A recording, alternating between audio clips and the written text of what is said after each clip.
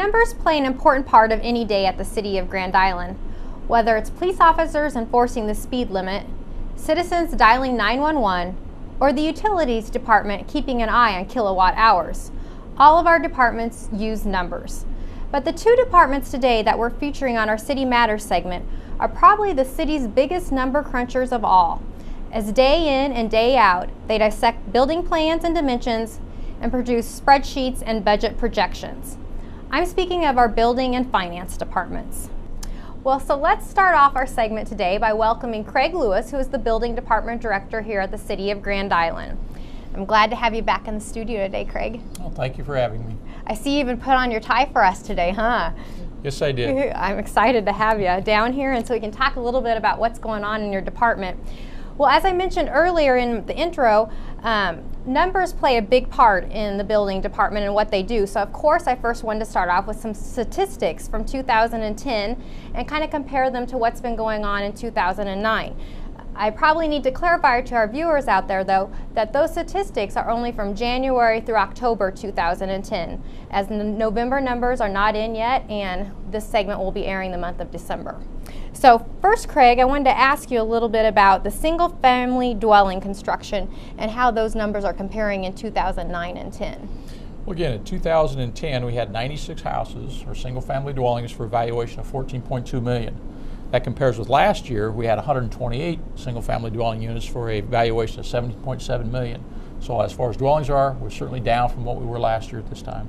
And how about the new commercial? What are those numbers looking like? New commercials is somewhat the same. It's down from what we had at this time last year. We basically had, and we have numbers of new commercial, but basically $8.6 million worth of new commercial construction, and that compares with last year of $21 million worth of new commercial construction. So again, those numbers are down from what they were the prior year.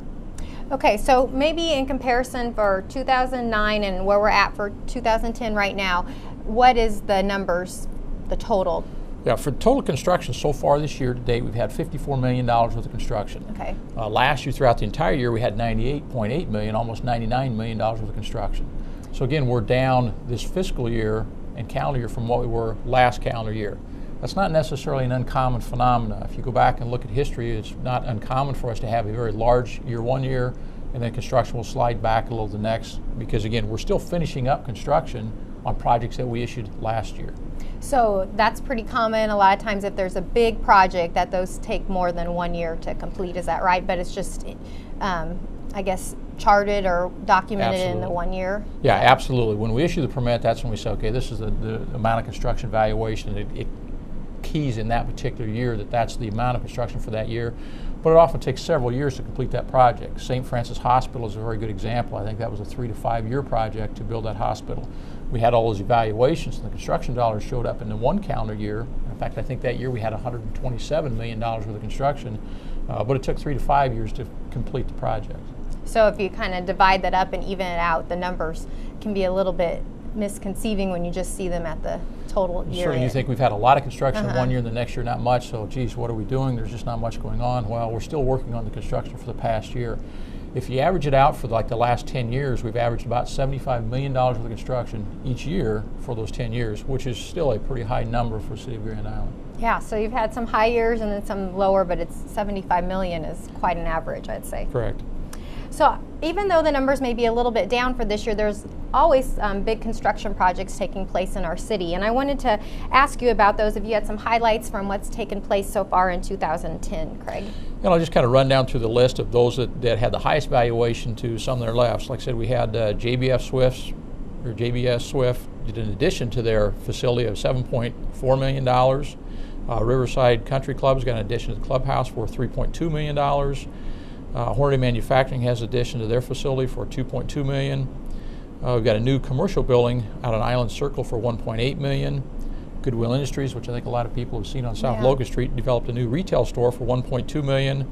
There's a new Casey's General Store out on Capitol Avenue. That's another $1.2 million.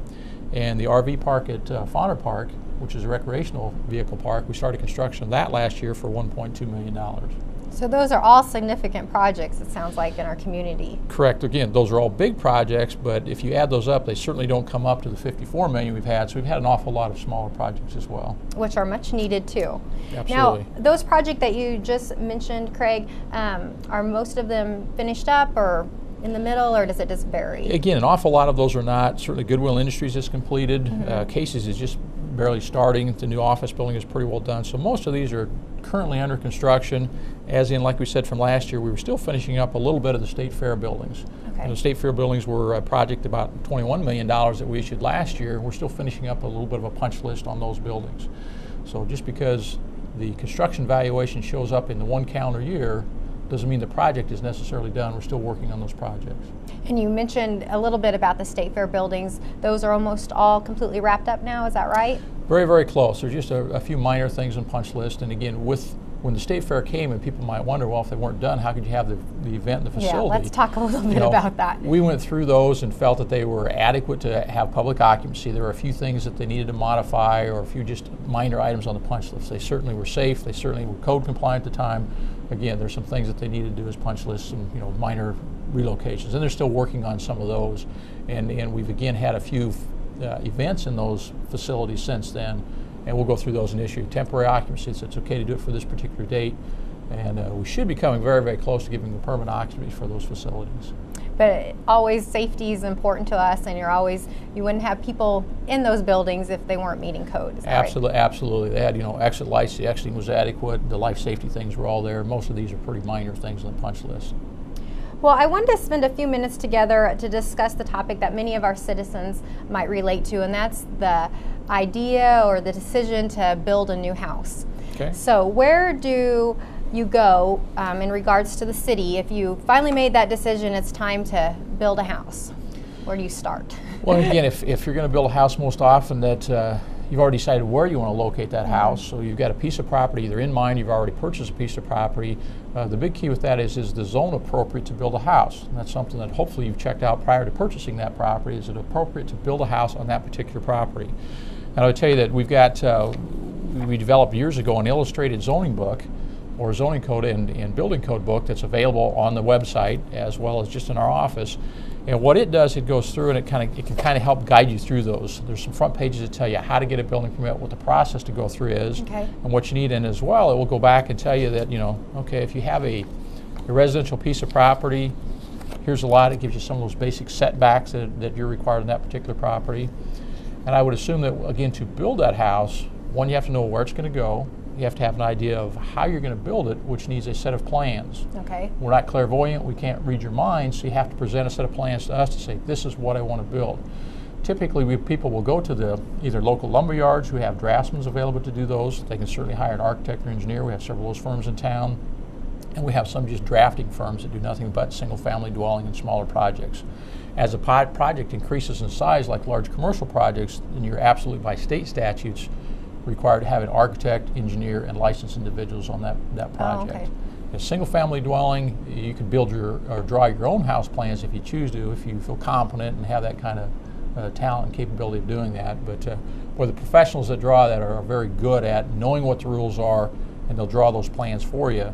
So you have it presented. You can present to us a set of plans to show this is what I want to build. Is that appropriate? And then when they bring those plans to you, Craig, do you guys look over the dimensions and the numbers and kind of get an idea right away before they start if that looks like it's going to work? Or? Yeah, absolutely. If you've had that plan, and again, if you go to a professional to develop those drawings, they have a pretty good idea and can tell you what your requirements and limitations are from the very beginning. Okay. They'll develop those plans, say, okay, we know you need smoke detectors, we know you need egress windows, we know you need stairs getting in and out of the front of the house. They'll develop those kind of things. You bring that plan then after you've gone through all that design phase with either yourself doing it at home, and there are computer programs that help you learn some of those things as well. You bring that set of plans to the building department and say, here's what I want to build, here's the plans I want to build, and then we'll go through and review those. You basically make an application for a building permit. We'll take your set of plans, review them, and see that they comply with all these various requirements of the zoning codes, the building codes, plumbing, electrical, mechanical, and all the various codes. So when they bring their plans in and have you review them, they have to apply for a permit, is that right? That's correct. That's correct. And again, you can go through this book and it'll kind of identify you, say, bring the plans in, make an application for a building permit, and then we have, and it's even included in this, is a checklist that you could certainly run down through yourself to say, here's a checklist of all the different things we're going to look at. We're going to look at the zoning to see if it's zoned appropriately, if you have the appropriate setbacks from property lines. Have you included sidewalks in your project? Are you within the floodplain? Are your roof trusses and walls construction right? Do you have the right rise and run on your stairways? Or handrail available? So most of those items on there would be good to look at even before they come to you, right? To make sure that they have what's needed? Certainly it's a good idea. And again, most of the professional draftsmen, they know the scenario. They've got these checklists they know as well too. Those are the things that they need to include on their plans. Is there a cost for a building permit, or how does that work? Certainly is, and that cost is what helps fund the department. So we take very little tax dollars. In fact, that same 10-year average that we talked about for construction valuation, we probably average in the last 10 years, we've averaged brought in 90-some% of what it costs for our department in fees. That's so phenomenal. when you pay for that building permit fee, you're paying for our service to come out and make the inspections and do the plan review. And again, typically you bring that plan in, we review that plan, and before we issue the building permit, we say there's a fee associated with that. Okay, and that, like you said, it helps cover the cost for your department. Correct. It covers the cost of what it requires us to come out and inspect your project and make sure that it's code compliant. Now, if a family out there already have a house built, or they might want to add on a garage, maybe they don't have a garage, or maybe a shed of some type, is this the same process they go through, Craig, or what is there a difference? It truly is the same process, and again, with this illustrated code book, it will tell you and give you some, because there are different requirements for accessory buildings as opposed to principal buildings. So if you want to build a garage or an accessory shed on your property, this gives you an outline. It tells you where is the appropriate place to locate that. Okay. You can look at this, and again, or simply call up and say, I want to build a 16 by 20 detached accessory building. Where on my property can I put it? We'll look and pull up on the GIS system your particular piece of property, see what the zoning classification is. Usually we have a pretty good list of aerial photos where we can kind of tell that, I want to put it by this big tree I have in the backyard. Now, we can't know where that big tree is without looking at an aerial photo. We can look at that aerial photo and say, yep, that's an appropriate place to put it, or possibly have an easement there. You need to relocate this a few feet to one direction or the other. But the process is basically the same. You decide where you want to put it, what you want to build, and then come in and talk to us and tell us this is the location, so have a plot plan of where it needs to go on your property. And then with this illustrated handbook, we have some basic drawings in here that will just tell you this is the typical construction for a garage. I was going to say, do they need to bring any plans in or anything like that? Or? Ideally you could, but again, with the garage, usually we can give you kind of an indication of this is the basic construction for that garage. Oftentimes, if you purchase that package from the local lumber yard, they'll supply you with plans and say, this is the details of the package, this is what we'll give you for the different types of construction. And this walks you through that as well to tell you, the type of foundation you need to put in, that you have to have a pressure treated redwood sill plate, anchor bolts, 2x4 studs, double top plate, trusses, sheathing, and those kinds of things. So we can give you some of this information by you telling us where you want to put it on your property, either having a plot plan that locates it on the property, or we can even help you develop that plot plan.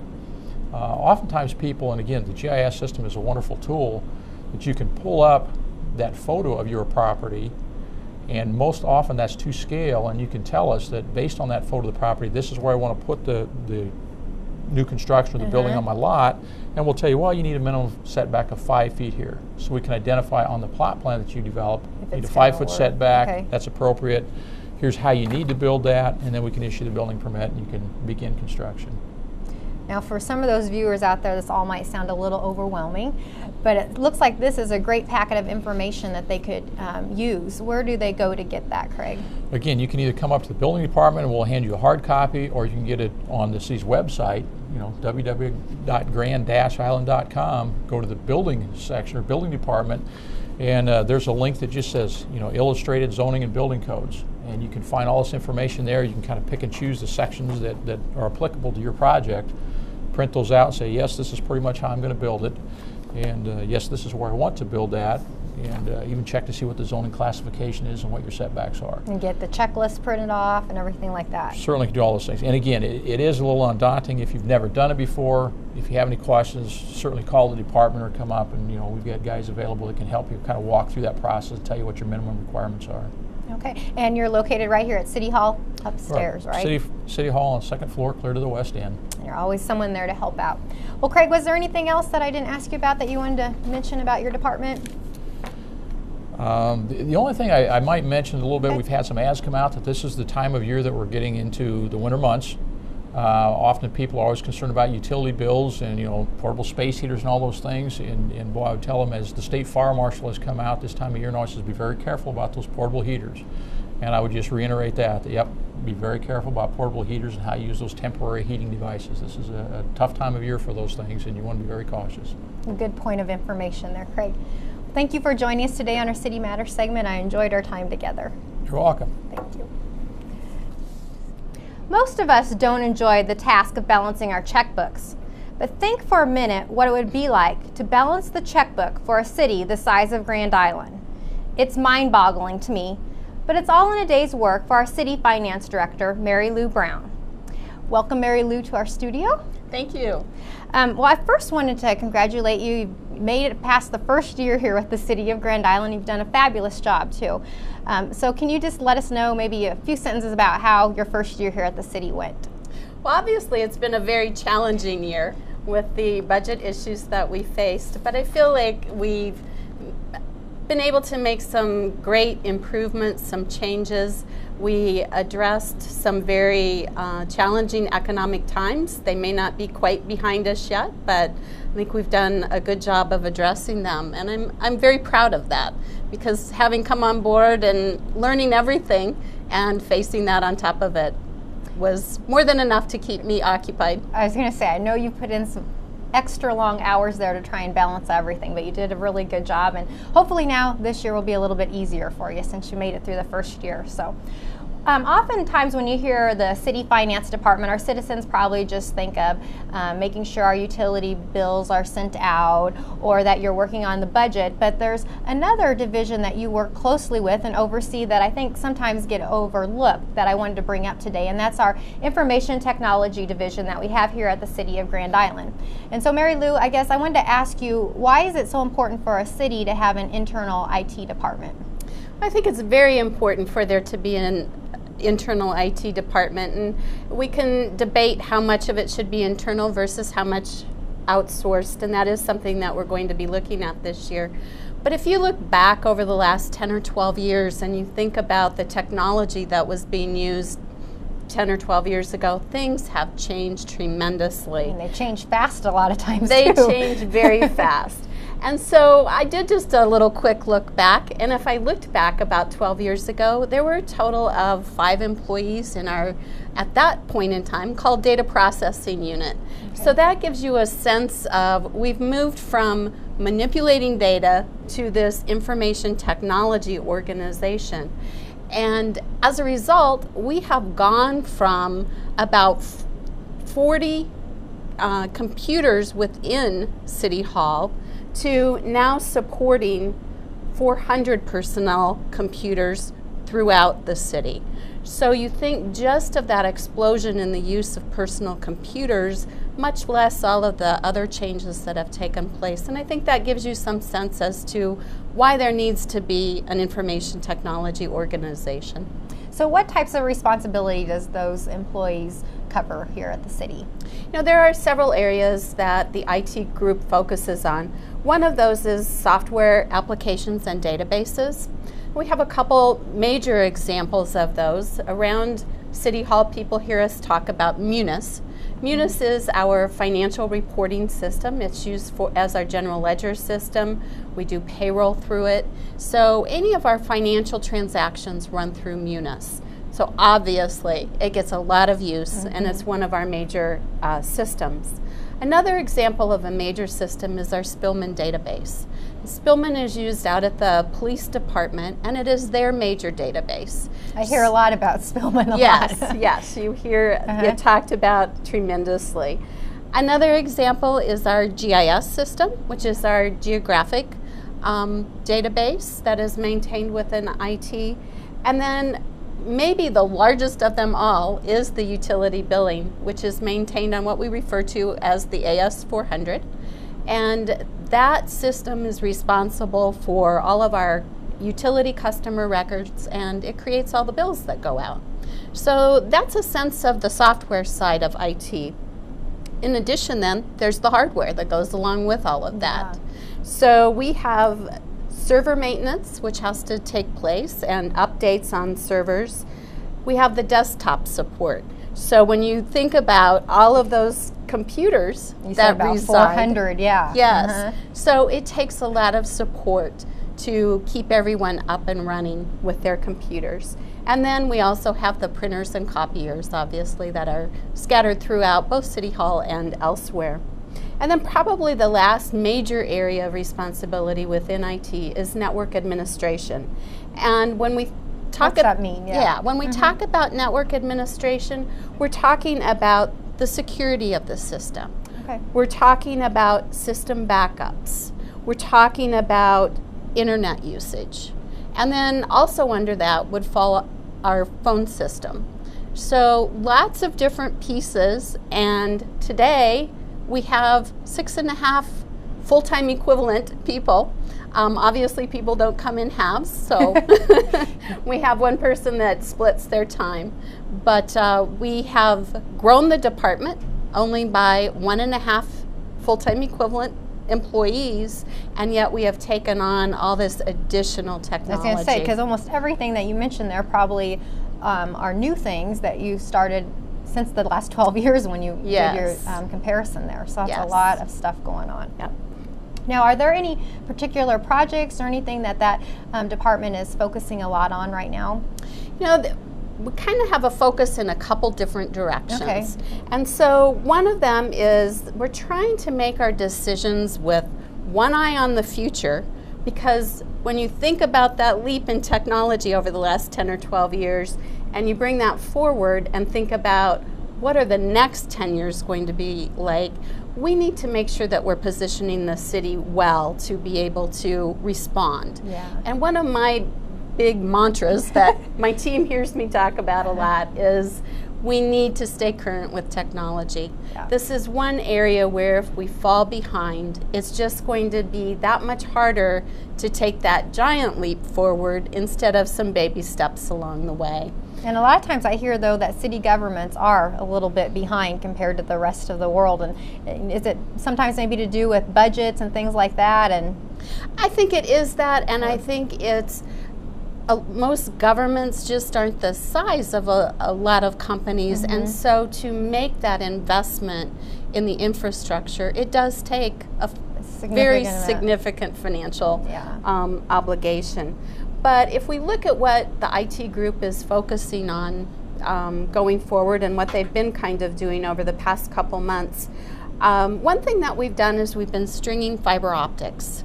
And I know we've had some street closures around City Hall recently, and that's been to accommodate the stringing of that fiber optics. And what we're doing is stringing the fiber optics to the line department. So this is our first opportunity to have that type of technology between City Hall and one of our remote locations. so that was a much needed change. Much needed change. And what it does is it provides us with the capacity to have some redundancy in the system and also to be able to accommodate issues that might come up. So this is an example of, we have the fiber optics we've strung are 48 strand. We could have gone with something much lower, but we said we don't know what's coming down the road. The major part of the investment is actually the labor associated with it. And so to string that fiber optics once made sense to us. So do you think that will allow for changes in the future without having to redo that again? Is that what you're saying? That is definitely our plan and thought process. So there. long-term process. Yes. One of our other focuses for the year is moving towards a virtual machine technology. And what this is going to do is reduce the number of servers that we maintain. So we've been able to start to consolidate the number that we keep up and move forward with fewer, which will mean less maintenance and hopefully less dollars committed in the future. So you'll move stuff over from several of our servers to this one? Is that basically? Yes. Okay. Yeah. I hadn't heard of that one yet. Yeah. So. One of the other things that we've done, and this just shows how fast IT has grown, But it became necessary this year to kind of stop and step back and say, we don't know where all the network cable is within City Hall even. And so there was an effort made to get the cabling all mapped so that we know where things are, so that when we do have issues, we can get at the source very quickly. That was probably quite a process, huh, Mary Lou? Yes, it was. But now you'll have that and you can refer to it throughout the time. Yeah. Well, it sounds like there's a lot going on in the IT department. I had also heard that you guys were maybe looking into a consultant coming in and kind of evaluating the IT division. Is that happening? And if so, what's the update on that? Yes, that is happening. That was actually approved during the budget process for this current fiscal year. And what we did is we determined that we would be able to reduce one position within the IT organization and actually redirect those dollars. It was not a cut in the budget, it was a redirection of dollars. Okay. The thought process behind that was, particularly with our network administration, the technology does change so quickly. And to enable us to be positioned to move forward in the best way in the future, it made sense to be able to tap into some outside assistance. So the third-party consulting or outsourcing, whatever you want to refer to it as, that we'll be doing will be primarily centered on that network administration portion of IT. We will also be looking to that group or organization, whoever we end up working with, to do any one-time setups that we need to do. So when Outlook changes or Microsoft moves to the next version, instead of our internal people having to learn how to do something that they're only going to do one time, that piece of it will be outsourced. We don't need to then invest in the education and the learning process, which will hopefully make all of IT run more efficiently and effectively.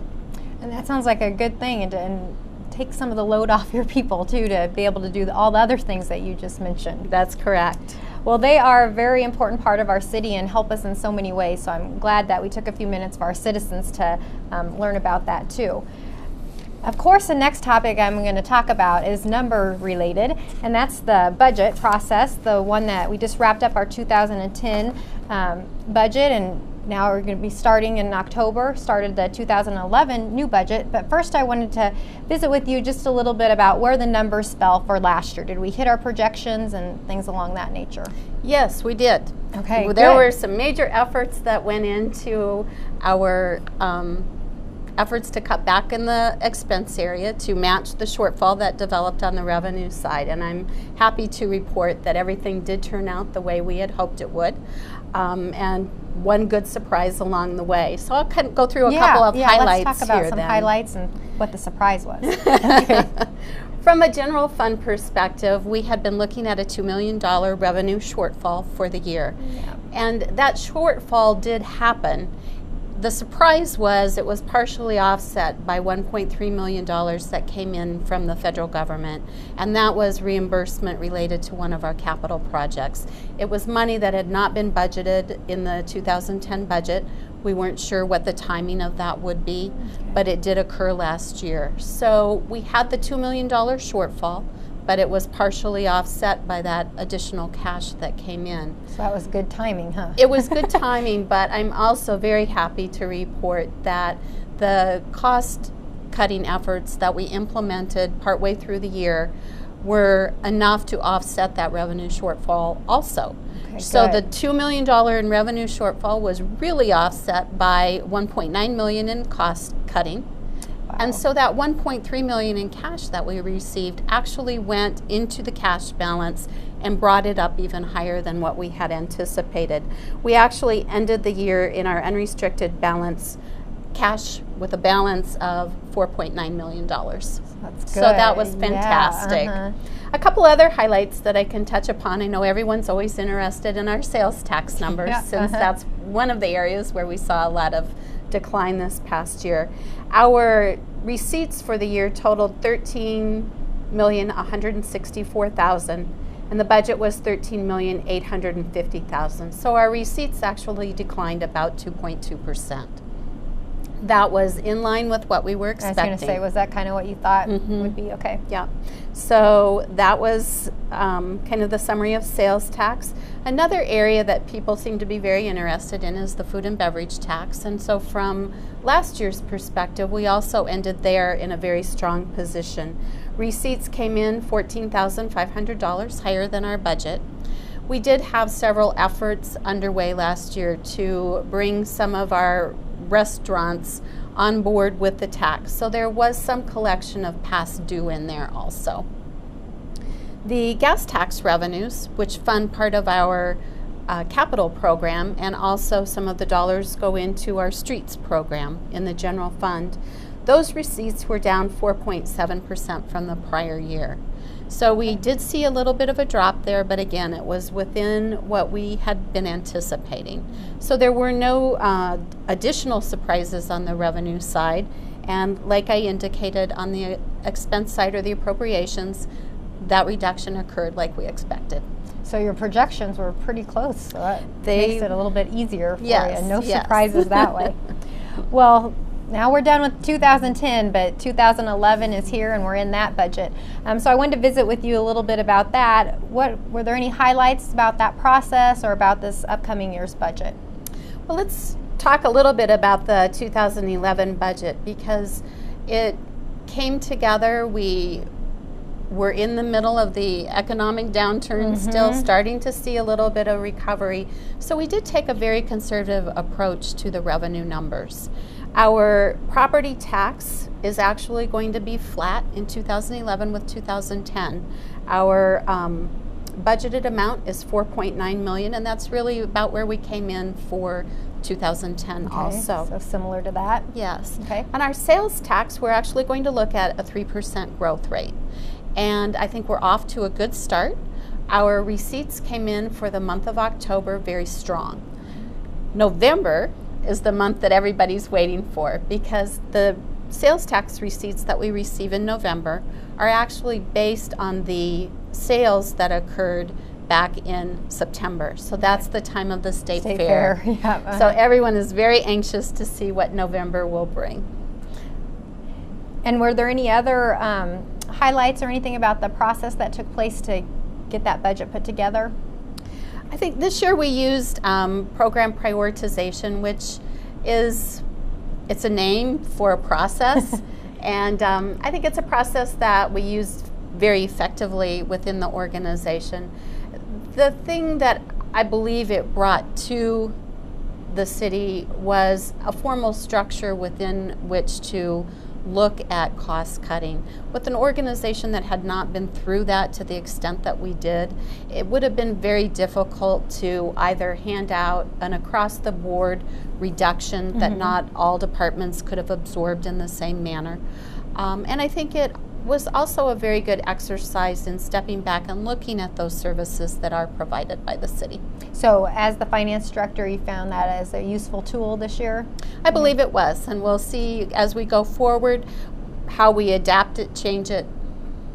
And hopefully all of our projections are pretty close too for 2011. We're sure going to hope so.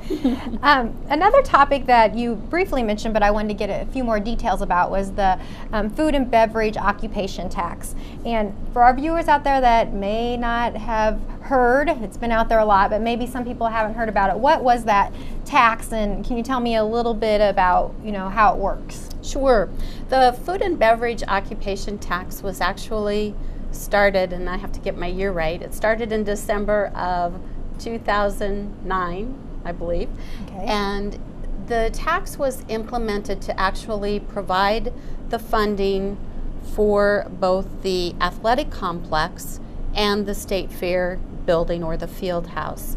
So within the ordinance or the city code that was adopted by council, it actually indicates that there was $5,062,500 of occupation tax dollars that can be used for the field house, and then also another $1.6 million that can be used for the athletic fields. So obviously with the State Fair building pretty much completed and a lot of the work underway on the athletic complex. We have spent the majority of both of those dollar amounts. We still have some bills outstanding. It'll be a few months yet before we wrap things up. So most of the money that we've collected through that, it's being used. Is that right? That's correct. Okay. And our receipts have been strong enough that we've been in an excellent position to be making our lease payments on the State Fair building and also to be paying that $1.6 million for the athletic complex. And did that just go for general building items for the athletic complex, or is that what it was supposed to be used for? It is for the construction. Okay, for the construction of it. Well, that's good news to hear that we're where we're supposed to be with that too. Yeah. The final topic that I wanted to visit with you about today was we've talked a lot about numbers and changes taking place, and I know there's maybe some recent changes that have been occurring in your department, or maybe some that are going to be happening in the next few months. So I wanted to make sure our viewers were aware of that. So what are some of the changes, Mary Lou, in your department? I think one of the major changes that has impacted the public is the closure of our drive-up window here at City Hall. And I want to take this opportunity to put a little additional information out there because there's been some confusion about what that has actually meant. So for our utility customers who have used that drive-up window in the past, during the day it was staffed by one of our employees. It is that staffing that has gone away. The depository drawer that people used off hours, and you would be amazed at the number of people that drive up after hours. That is still there and still operational. So for our utility customers who want to still make use of dropping off their payment and don't need a receipt or don't need cash back, that drawer is there and use it. Yep, just use it like you normally would. Exactly.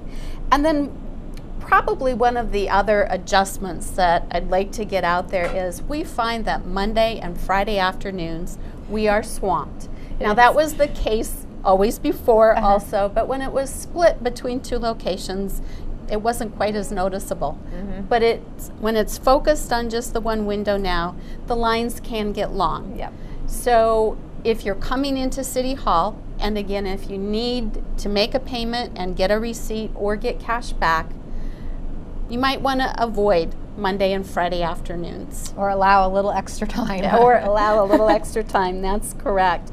In addition to that, there are a couple of banks in town that are willing to accept utility payments. So if during the winter months you're unable to make it down to City Hall and you have your payment, you're more than welcome to talk to your local bank and ask if they're willing to accept that payment, because several of them are. And that's another alternative that is out there. That's a good piece of information. I wasn't aware of that even, so good. Now, is there anything else in the next few months that your department's busy working on, or some changes taking place? Well, and Wendy is just waiting for this announcement. You're right. So we are very close to implementing our online billing process. That's going to be a good thing. It's going to be a great thing. And this is one of the things that we were looking towards that said to us, maybe it's going to work to pull back from having both the drive-up window and the inside window staffed. So what we're looking at is most likely by the beginning of December, we will be done with our testing. We've been doing testing the last couple of days with some pretend payments, and everything is going through very well right now. I'm sure that was a process to get that all up and running. And we, you know, when you listen to salespeople, everything always sounds wonderful, and it's so hard to sort through and understand what the impacts are going to be and what the effort is really going to take. So we have had some issues that we've had to work through. None of them have been insurmountable, but we've had a wonderful team of people, both on the finance side of my group and in IT working, and it's just about ready to come together. So I'm sure Wendy will be doing a big PR. Yeah, I'll do some promotion on that. I think you'll be surprised how many people get signed up right away for that new tool. We'll be looking forward to it. Well, Mary Lou, we discussed a lot of information today, and if citizens just came in the middle of the interview or want more information about the finance department or where our taxes are, our budgets, or anything like that, where can they go to get some more information? The website for Okay. Grand Island actually carries a lot of our information, so I would highly encourage people to go there and look first, and if not, give us a call. Okay. Well, thank you so much for our time together. Lots of information that is going to be useful for all of our citizens out there. So thank you. Thank you, Wendy. We've talked a lot about numbers today. And speaking of numbers, we're counting down the days till the end of 2010, and that means this segment wraps up City Matters for the year. I want to say a special thanks to our viewers out there who have joined us throughout this past year and wish you a wonderful 2011.